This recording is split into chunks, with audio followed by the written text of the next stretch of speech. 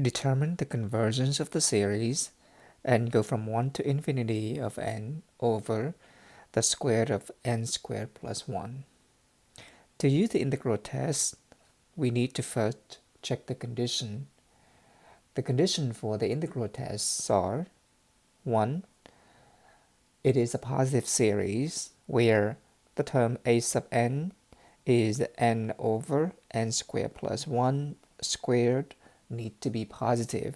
And in this case, we see that they are positive because n start with 1.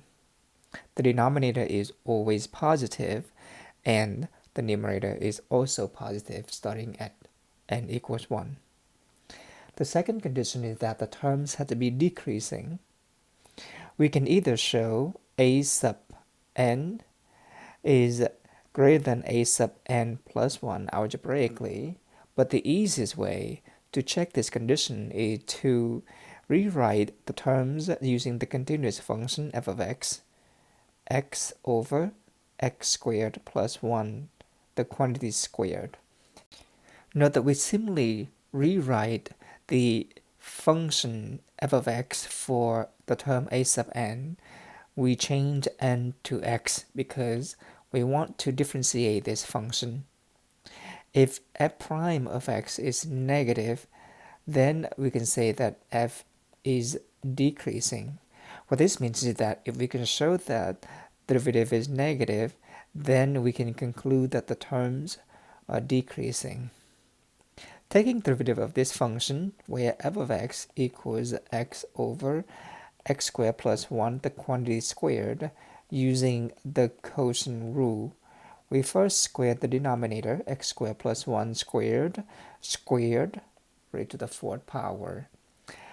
The derivative of the numerator is 1 times the denominator, x squared plus 1 squared, minus, we keep the numerator times the derivative of the denominator using the chain rule, 2 times x squared plus 1 times the derivative of the inside function inside the squared is 2x plus 0.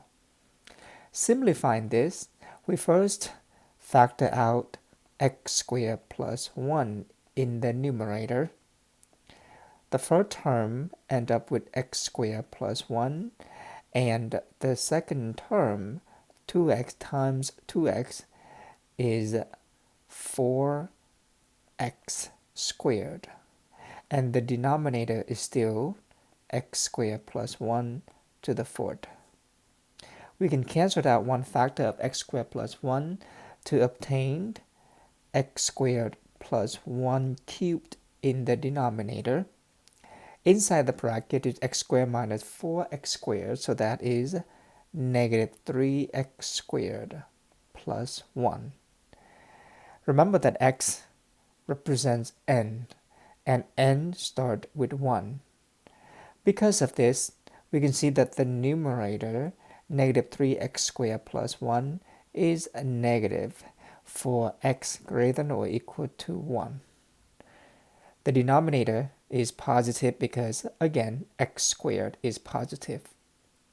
But if the numerator is negative and the denominator is positive, then this shows that f prime of x is negative.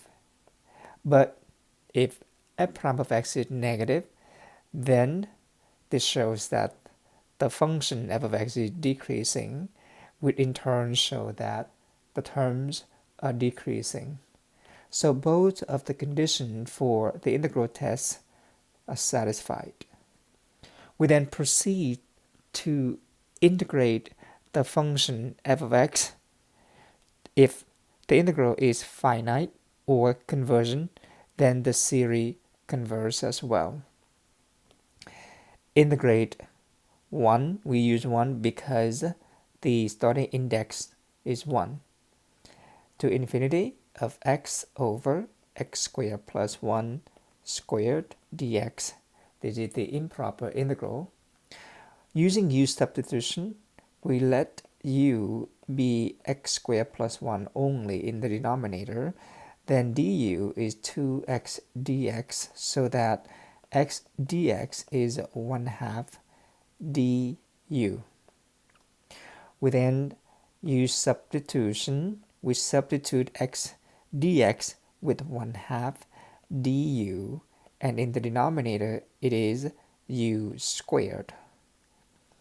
If u is x squared plus 1, then when x equals 1, u equal 2, and infinity stays infinity. We don't need to evaluate the integral to know that this is a convergent integral, because this is the p integral with p equal 2.